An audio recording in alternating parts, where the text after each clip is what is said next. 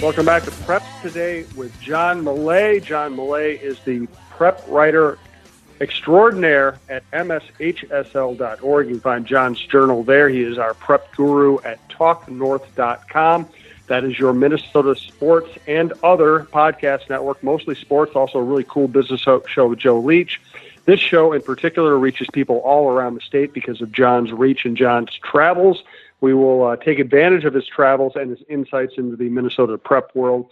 As a business note for talknorth.com, if you'd like to advertise with us, you can reach me at jsouhan47@gmail.com. And also, as we begin talking to larger advertisers and national advertisers, we're being told repeatedly that downloads are what they value.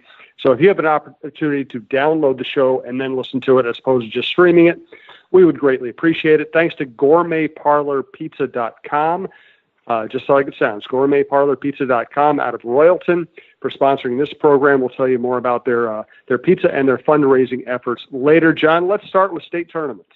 Yeah, we're in the heart of it now, Jim, with spring state tournaments going on. We've wrapped up a couple here. The most recent, Friday and Saturday, was our adapted softball state tournament. This is held indoors at Coon Rapids High School.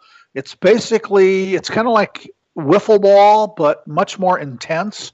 The players use plastic bats and balls, and tape is used to map out 3 baseball diamonds, basically in the big field house at Coon Rapids, and it's really cool. It's just the greatest thing. These kids, we've got cognitively impaired and physically impaired divisions, and this is cutthroat. These kids are so serious about this. It's amazing. And at the end of it all, we have awards ceremonies that are exactly like everything else we do, hockey tournaments, basketball tournaments, great medals for all the kids and trophies. And our state champions in the CI division, the St. Cloud Sluggers, beat the Chaska Chanhassen and Prior Lake Shakopee Southern Stars 8-6 in 8 innings. This went 1 extra inning. And the Robins of Robbinsdale, Hopkins, Mound West Tonka in the PI division beat Anoka Hennepin 4-1. So St. Cloud and the Robins are our state champions, both of them for the second year in a row. So congratulations to all those teams in the adapted softball tournament. Now this week we've really cranked it up. We've got the boys state tennis tournament going on. We'll have state softball this week, state track and field. It's really, really busy right now. And we'll talk about all of those tournaments on next week's show. And then next week is super busy with golf and lacrosse and baseball and just a great time of year. The weather's been great, and let's just cross our fingers that we'll finish strong here. I know. I was thinking about that before the show. I was looking out my window, and we're lucky we live downtown. We have a beautiful view of parkland and skyline. I was thinking, wow. High school athletes in Minnesota get to play sports outdoors. What an amazing thing. It's the greatest thing ever, especially considering the terrible weather early in the spring, how everything was held up for basically 3-4 weeks before anybody got going. We've earned this, and we're taking advantage of it. We're going to get to Athlete of the Week, Coach of the Week, all kinds of other stuff. But let's get to some hard news here from the MSHSL board meeting. Yeah, they met Monday morning at MSHSL World Headquarters in Brooklyn Center. There are 20 members of the board of directors. They come from all over the state, from all areas. There are coaches and athletic directors and principals and superintendents and school board members, and the governor appoints 4 members of this board. And I didn't know that we'd have a lot of big news out of this meeting, but you just never know sometimes what's going to be proposed and what will be voted on. The one that has probably got the most attention is the decision to not add shot clocks to basketball. This comes up every so often. I don't know if it comes up every year. And the boys and girls basketball coaches are strongly in favor of shot clocks, but the people at the schools in charge of the budgets are strongly opposed to shot clocks, just for the cost of buying them, having them installed, training people to run them, paying people to run them. And the vote was 19-1 against shot clocks. That's pretty wow. One-sided. I'm sure that's going to come back.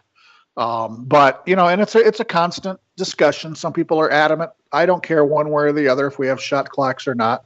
I don't think it drastically changes the game either way. So, but I certainly understand the coaches. They would love to have shot clocks. They believe it's the best thing for their game, and nobody knows their game like they do. And I see the other side, the administrators. How would we pay for this? Our budgets are so tight already. So that's the deal on shot clocks.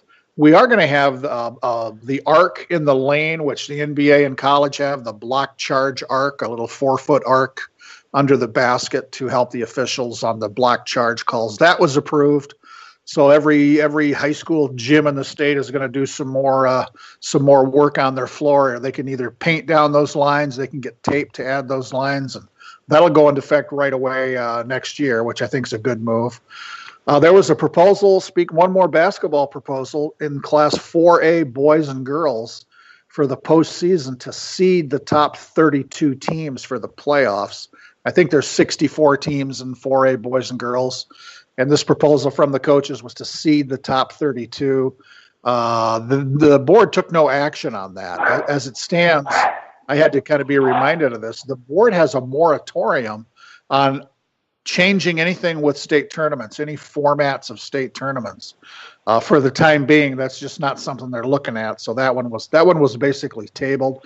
There was a wrestling change. There are 14 weights in high school wrestling across the country, but the board approved a request from the coaches in Minnesota to give them the options to just wrestle at 12 weights in regular season duels if both teams agree. A lot of smaller schools especially have a hard time filling 14 weights. So instead of just having a bunch of forfeits, they now have the option of eliminating 2 weight classes for regular season duels. And then we've talked about ticket prices before, Jim. They are going up. The board approved a $2 increase for adults and $1 for children at all our state tournaments that sell tickets. And there's several that don't sell tickets, but prices are going to go up. And we've talked about before, the prices to use these buildings consistently go up. And this is just part of that, the economic part of this thing. If cost was not involved in the decision, would you be pro shot clock or anti shot clock? I'd probably be pro. If everything else being equal, I don't know. And this proposal was for a 35-second clock. I maybe would go 40 seconds. I don't know, 45. I just don't know that. But I'd like to see maybe give it a test run. If they did approve them, it'd probably be like a 2-year test run deal, and maybe they'd set it at 35. Maybe they'd go 40. I don't know, but yeah, everything else being equal, I think it'd be fine. Yeah, I part of me likes the idea that, okay, if you're completely outmatched and you don't have the athletic ability of your opponent, that you can try to, win a ball handling exhibition and slow the game down and put pressure on the other team. But I don't think it's great overall. You might be able to pick out a game here or there and say, okay, that was kind of a cool game. But in general, I think basketball's better if it's an offensive game. Yeah, I agree. And part of this might be a reaction to the one, maybe 2 games a year where a team holds the ball. We had one last year. I think it was a girls' game between Marshall and Waseca. And one of the teams just wanted to slow it way down. And the strategy by the coach was, if we don't, we're not going to win. We'd like to try to win. This gives us a chance. And, in all these games, basically every game can be on video, so people can see video of one team standing there, a player with the ball on the hip and just standing there. And, nobody wants to see that, but I think that's part of it. If you took social media out of this equation, I don't think people would be screaming for some of these things. Right. No, I think that's true. I think they do get highlighted in that way. We're going to hit you with our Athlete of the Week, Coach of the Week, all kinds of other stuff here. We do want to thank our sponsor, GourmetParlorPizza.com out of Royalton, Minnesota, established 1980, quality pizza, Minnesota values. Yeah, you bet, Jim. I'm looking at their website right now at the all the options they have. A whole bunch of thin crust pizzas. They have what they call ready rise crust pizza. That sounds pretty good. Value packs where you get 4 pizzas for $17, and you sell them for $25. You're making $8 off that one value pack of 4 pizzas. They've got pizza fries, cheese breads, s'mores pizza. I'm intrigued by s'mores pizza, and some gluten-free options. So they make it very easy. go to gourmetparlorpizza.com, and they'll set you up for all your fundraising needs. That's their specialty. They've been around since 1980 up in Royalton. And you'll make money on every pizza, every item you sell, at least $3. And on some of them, you'll make more than $5 per pizza, more than 30 items to sell. So gourmetparlorpizza.com, or you can give them a phone call at 888-584-5930. And by the way, somebody who has celiacs and gets sick when he eats gluten, anybody out there likes to make fun of people who want to order gluten-free pizza or gluten-free anything. It's not a dietary option. It's a necessity. So right. I really appreciate places like Gourmet Parlor Pizza that produce really quality gluten-free stuff. They really are serving a large percentage of the population. So thanks again to gourmetparlorpizza.com. Let's go to Athlete of the Week, John. Yeah, this one's someone I've talked about before. I've written about her. Julia Fixon is a junior at Mounds View High School. She not only holds the Minnesota State High School record in the pole vault for girls, she is on a national level here. I watched her at the Section 5 AA championships last week at Hamlin, and that's where we'll have the state track meet this weekend. So very early in the year at an indoor meet, she pole vaulted 13 feet 9 inches. That was to set the state record.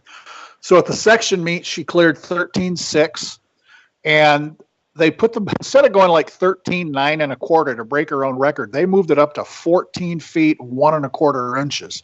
And the thinking there was, if she could clear that, that would be the best pole vault by a female high school athlete in the country this year. And the first 2 attempts, she did not make it, and it was pretty clear. Her third and final try, she just barely touched the bar, and it sat up there and kind of bounced a little bit, and then at the last second, it fell down. And she came so close to having the best pole vault in the country this spring. And but wow. She went 13.6, and she's one of these pole vaulters. She doesn't even start to compete till everybody else is done. I don't know what the second place, third place was. They're like 11 feet maybe, so she wins it at 13.6. So she's really going to be somebody to watch this week at the state track and field championships at Hamlin. And then the bigger meet probably for her is a week later. She'll be at the USA Track and Field Junior Nationals in Bloomington, Indiana. So it's somebody to watch at the state track meet. Julia Fixon, pole vaulter from Mounds View. Cool. Who's our coach of the week? Yeah, this is an odd thing. This is not soccer season, but we have a coach of the week who's a soccer coach at Egan High School. This guy's going to be really busy this fall. His name is, I'm gonna mispronounce it, Bulut Ozturk, but everybody just calls him Turk. And I've known Turk a long time. He's been coaching the Egan girls soccer team for quite a few years, and they've won 3 of the last 4 big school state championships. So how about this for a twist? He's not only going to continue to coach the Egan girls soccer team, this fall he's also going to coach the Egan boys soccer team. And this, to me, this seems like this is a challenge. Coaching 2 teams at the same time. I assume there's got to be some schedule flexibility here. I don't know how often the boys and girls soccer teams from the same school, play at the same night at 2 different sites. But if that's the case, that's going to be a problem. But if anybody can handle something like this, it's Turk. And I know he's going to lean on his assistant coaches to help out a lot. But it's really going to be an interesting story as we get to the fall and soccer season in Egan. So good luck to Turk and the soccer teams at Egan. I can't wait to see how this works. Awesome. Cool stuff. Let's go to your busy, fun Saturday. Yeah, I talked about the adapted softball state tournament. I was there most of the day Saturday. I think we wrapped it up at 5 or a little after 5 at Coon Rapids. And then I got in the car, and instead of coming home, I headed north a couple hours, went up to Cold Spring for a section baseball doubleheader. And I didn't get home till 2 o'clock in the morning. It was a 14-hour day. I drove 218 miles, and it was really fun, though. And anybody, we've got so many great old ballparks in Minnesota. This park in Cold Spring is just spectacular. It's a show place. I don't know how else to describe it. There's the covered grandstand.